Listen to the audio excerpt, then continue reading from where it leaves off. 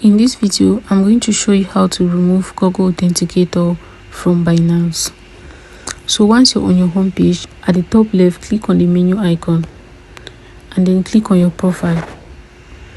You're going to see a list of options. Click on security. We can see here under two-factor authentication, Authenticator app is checked green. So we are just going to remove it. Click on Authenticator app.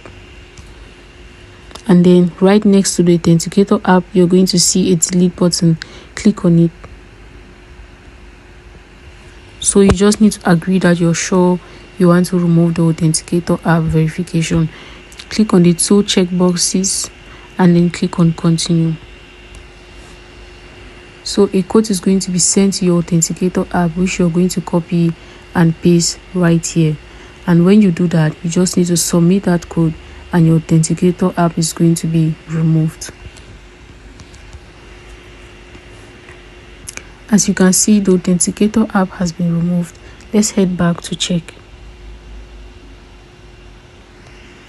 We can see now that the Authenticator app option is pending, is no longer activated.